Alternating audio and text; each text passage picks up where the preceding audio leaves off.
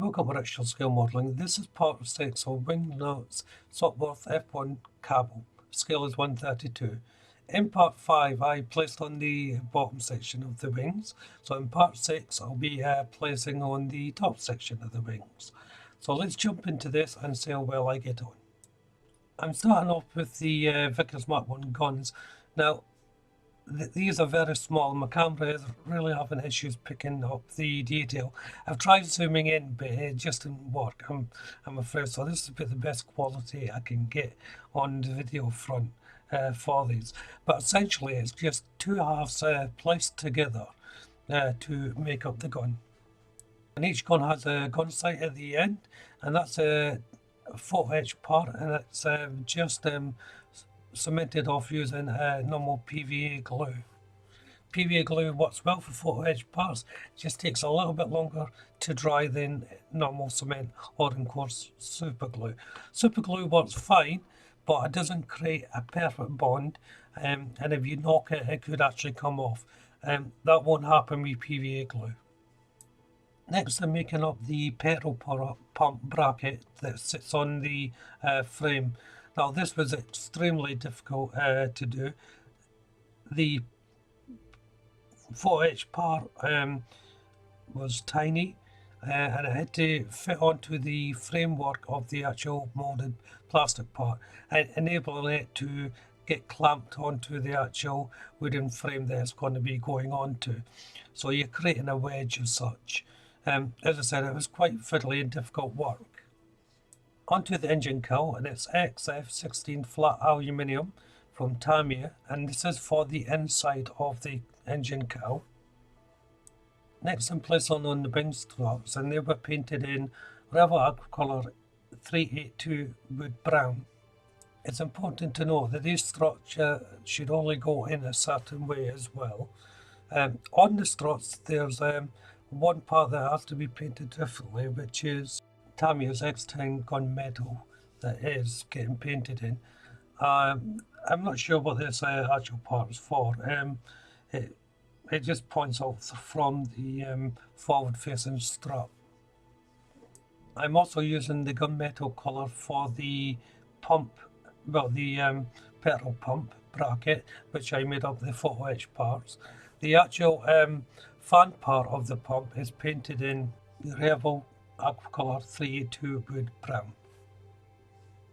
Back to the cowl, and it's Tamiya's XF7 flat red. This is for the outer shell of the cowl. Onto the windscreen, I'm using Tamiya's XF16 flat aluminium for the frame only. It's just a bit of paint around the frame. I'm doing it freehand, there's no need to mask off. And it's the same colour for the borders that go around these little indentations in the wings, which I think are there for brackets for to pull the aircraft along when it's obviously on flight. So next thing attach are the actual guns themselves, and as you can see they just go onto the engine mount. There is a couple of ammo brackets that go onto the gun that I forgot to mention as well, and they were painted in the aluminium colour, so that's XS16 flat aluminium by Tamiya.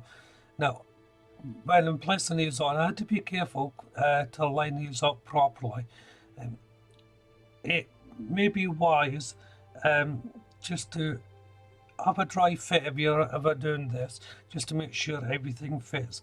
As I've said in previous videos, there's very low tolerance on how much manoeuvre you can place these items on, so you have to be fairly certain straight off before you cement them into place. Now the fuel pump's dry, I can assemble it, so I'm putting on the tiny little propeller that goes onto the fuel pump. This thing is minuscule and it's got the smallest contact point imaginable. So it's very difficult just to even put a bit of glue on it to stop it from completely melting away before attaching it to the framework. I've used Tamiya's XF1 flat black for a little rod that goes in between the windscreen there. I think it's a sort of sighting rod or something, I'm not sure, and that's going to be attached with Formula 560 canopy glue. I'm using canopy glue so that I don't mess up the actual windscreen. And once it was dry, the windscreen just fits over the guns, just slightly ahead of the actual cockpit covering. Now, depending on what variant you're doing, it will dictate where you're putting this fuel pump. Now, I actually put this in the wrong place. I forgot to look at the variant where certain pieces go, and so this fuel pump is actually in the wrong place for the variant I'm doing. It should have went on to the struts that hold the wheels, so the undercarriage. But you know, most of them have them on this, have the pump on this strut here, so I automatically put it on there. And then it's back to Tamiya's XF7 flat red, and I'm just painting the side of the fuselage here with this colour to match the cowling of the engine. Again, that's for the variant which I'm actually doing. It doesn't go all the way over onto the side of the cockpit. It's just about halfway, as you can see there.